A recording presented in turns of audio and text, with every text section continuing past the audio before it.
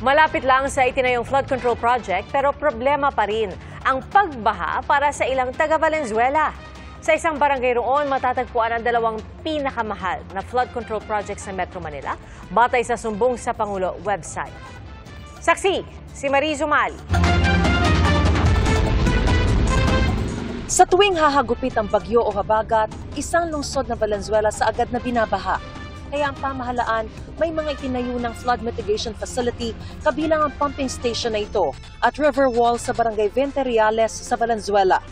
Base sa sumbong sa Pangulo.ph, ang pumping station na ito ay natapos itayo noong 2024 at nagkakahalaga ng mahigit 234 million pesos. Naunang matapos itayo ang river wall o road dike na ito noong 2023 na nagkakahalaga naman ng halos 200 million pesos. Ang dalawang proyektong ito ang lumalabas na dalawang pinakamahal na flood control projects sa NCR. Pero sa kabila ng malaking pondong inilaan, reklamo ng mga residenteng nakatira sa may tabing ilog, nakatabi lang din ng itinayong pumping station at river wall, tuloy ang pagbaha sa kanilang lugar. Sa dalas nga raw ng baha, kita pa ang bakas na iniwan ng tubig sa kanilang mga pintuan gaya sa bahay ni Elda. Pag umuulan dito, hindi na po nawawala sa amin yung babahain talaga kami.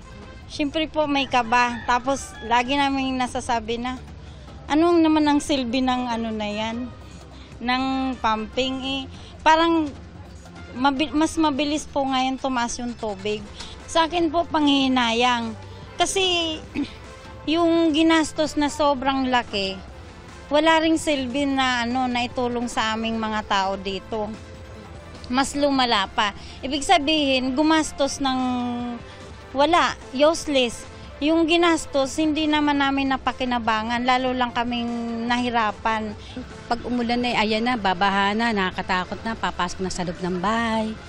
Matagal pong umupas sa loob ng bahay yung baha. Pero dinipensahan ni Valenzuela Mayor Wes Gatchalian ang mga proyektong ito. Ang na-notice ko nandito na mas mataas po ang high tide na ngayon sa nangyayari, no? Bas, ang rainfall natin is double, triple the number, no? So, in Valenzuela naman po, masasabi ko wala po tayong tulad ng mga lumalabas sa balita ngayon na ghost projects, no? Everything was funded, everything was ginagamit ho. Hindi perfect, I admit, but this will mitigate. Yung flood wall na nakita nyo ho, talagang ang laking protection po yan sa amin. Maging ang DPWH NCR, kumpiyansang walang sabit ang kanilang mga flood control project. From 2022 to 2025 po, there's a total of 1,692 projects po na flood control dito sa NCR. Malaki yung improvement kasi although nagbaha sa ibang areas, mabilis yung pagbaba niya. May mga areas din naman po na dating binabaha na ngayon hindi na. Pipirma ng Memorandum of Agreement ang lokal na pamahalaan ng Valenzuela at UP Resilience Institute para makapagtayo rin ng drainage at flood master plan sa susunod na 3 taon para makatulong daw sa malaking problema ng pagbaha sa lungsod. Para sa GMA Integrated News, Mariz Umali ang inyong saksi. Mga kapuso, maging una sa saksi. Mag-subscribe sa GMA Integrated News sa YouTube para sa iba't ibang balita.